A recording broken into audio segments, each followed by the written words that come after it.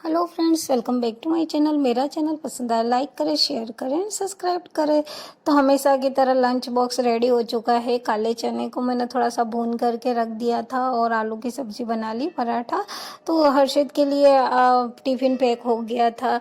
उसका सुबह से शाम के लिए मुझे देना रहता है क्योंकि करीब 4 बजे वो घर आता है।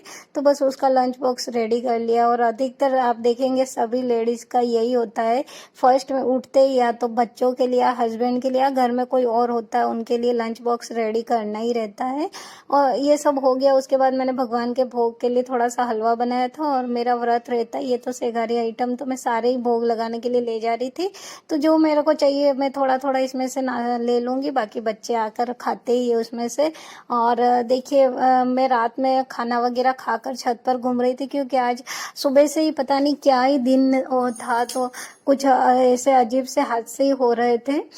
पहले एक समाचार आया कि मेरे फुफ्फुसा ऑफ हो गए थे दिन में, तो उसके बाद मैंने कोई वीडियो नहीं लिया था और बिल्कुल वीडियो लेने का मन ही नहीं था। और मैं छत पर चली गई तो अचानक से हर्षित ने आकर के मुझे शाम को बताया कि करीब 7:30 बजे होंगे।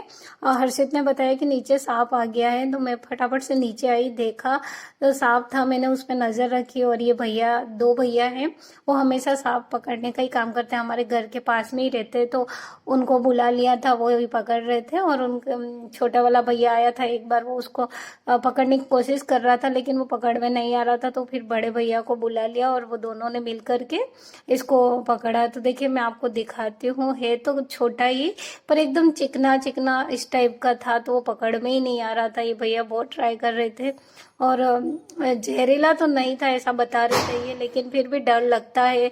तो अब हम देखो, मैंने सारे ही पेड़ पौधे और इस तरह का पड़ा है ना, तो बहुत डर लगता है। इसमें पौधों में ये छुप जाते हैं, समझ में ही नहीं आता है। तो देखिए आज पता नहीं क्यों सुबह से ही अजीबोगरीब हो रहा था। और ये पहले भी एक सांप हमारे घर में आया था, अभी कुछ दिन पहले की बात है, तो वो भी मैं आपको दिखाऊंगी। तो देखिए ये बड़े वाले भैया आए, उसके बाद में वो चेक कर रहे थे कि कौन सा वाला सांप है।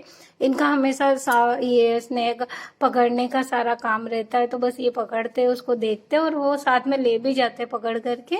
तो बस इसी तरह उन्होंने सारा चेक किया और देखा कौन सा है। उसके बाद में देखिए ये जो बाल्टी मंगवाई थी ना, उसमें भैया ने, छोटे वाले भैया ने पकड़ करके डाला, लेकिन बड़े वाले भैया ने फिर उसको हाथ में पकड़ लिया था। वो भी मैं आपको दिखाऊंगी। बिल्कुल डरे नहीं ये दोनों। तो देखिए छोटे वाले भैया ने फिर इसको पकड़ के ऐसे बाल्टी में डाल दिया था।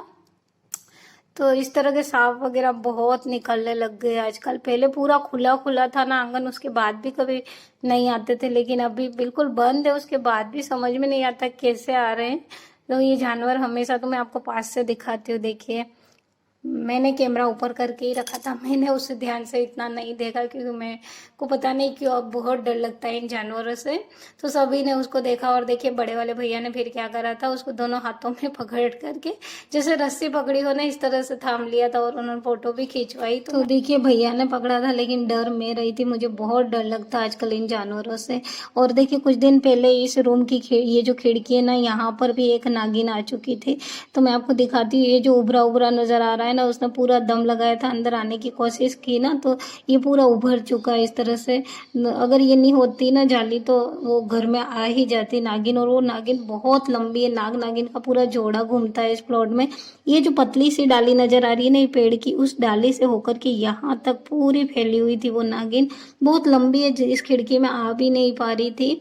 और देखिए फिर उसने पूरा दम लगाया अंदर आने के लिए, पर पता नहीं किसी तरह वो नीचे की तरफ फिर गिर गई थी। तो इस तरह से आजकल बहुत जानवर आते हैं। So thank for watching.